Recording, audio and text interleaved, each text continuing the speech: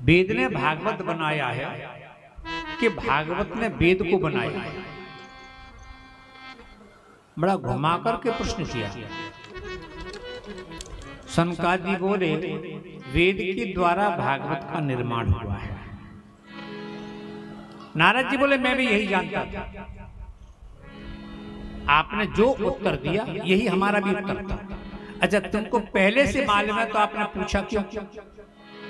देखो, सामने वाले से वो बात पूछो जिसकी जानकारी तुम्हें नहीं है। तुम्हें जानकारी है फिर भी तुम परीक्षा ले रहे हो, ये उचित नहीं है। ये तो परीक्षा है, ये जिज्ञासा नहीं है। सनकादियों ने प्रश्न किया, जब आपको मालूम था आपने पूछा क्यों? नारद जी बोले मुझे मालूम है कि वेद के द्वारा भागवत का निर्माण हुआ, पर हम तो आपसे जानना चाह रहे थे और इसलिए भी जानना चाह रहे हैं, आपने मोहर भी लगा दी, पक्का भी कर दिया कि जिस वेद ने भागवत को बनाया है वो वेद में पहले सुना चुका हूं। हमारा प्रश्न इसलिए है क्योंकि मैंने वेद का पाठ पहले किया है। जब वेद मंत्रों के द्वारा भक्ति ज्ञान वैराग्य ठीक नहीं हुए तो क्या भागवत की कथा से ठीक हो जाएगा?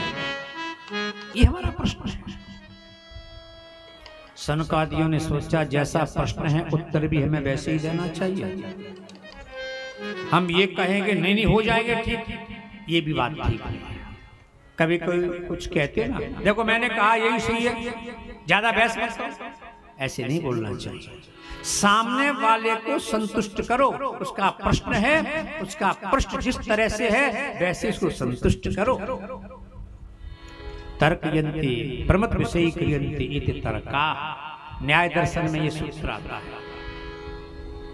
जो लोग वकालत करते हैं ना, जो जजमेंट देते हैं, उनके लिए बड़ा उपयोगी है। तर्कयन्ति प्रमत विषयी क्रियन्ति इति तर्का। विषय के अंतर्गत आपको समाधान करना है। सामने जो आपको प्रश्न किया उस प्रश्न का उसी की भाषा में उत्तर दोगे, उसे समझाना है आपको पूरी बात। प्रमत विषयी क्रियन्ते, उस विषय से हटकर नहीं।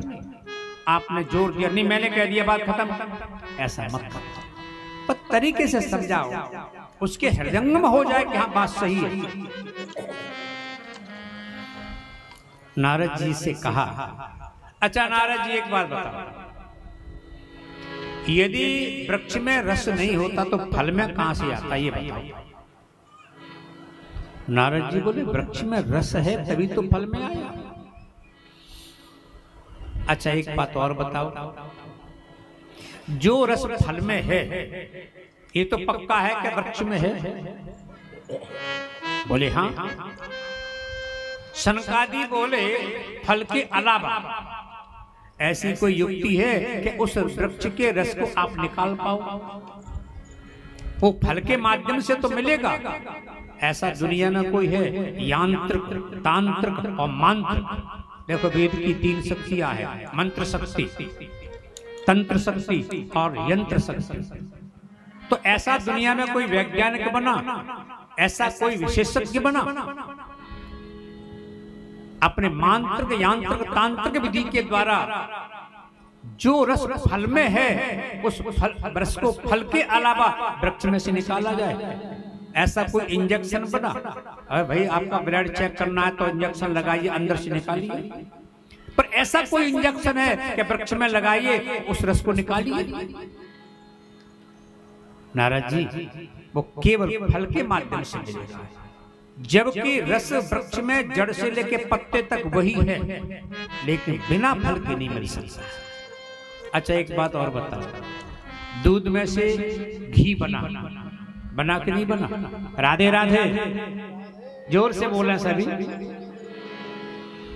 दूध से घी बना, घी में पूड़ियां सेकते हैं। अब घी खत्म हो गया, जरा दूध को कढ़ाई में डालिए, 2-4 किलो की पूड़ियां सेक लो, क्या संभव होगा? जिस दूध से घी बना है, घी में पूड़ियां सेक सकते हो, पर दूध में क्यों नहीं?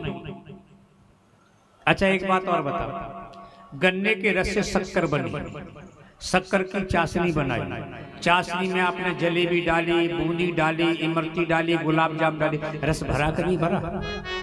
आपने जलेबियां सेक ली, अब चाशनी नहीं बनाई, आपने कहा कौन झंझट करे, शक्कर लाओ फिर चाशनी बनाओ तब उसमें डालो। गन्ने का रस बहुत है आपके पास, 2-4 जलेबी गन्ने के रस में डाल के देख लो क्या चाशनी चढ़ेगी। जब गन्ने के रस से शक्कर बनी है, उस शक्कर की चाशनी में जलेबी डालो तो रस भर जाता है, तो गन्ने के रस में क्यों नहीं। नारद जी ये सच है, गन्ने के रस से शक्कर का निर्माण हुआ, पर जो कीमत शक्कर की है वो रस की नहीं है। ये सच है कि दूध से घी बना, जो महत्व घी का है वो दूध का नहीं है। ये सच है वृक्ष से फल बना, जो महत्व फल का है वो वृक्ष का नहीं।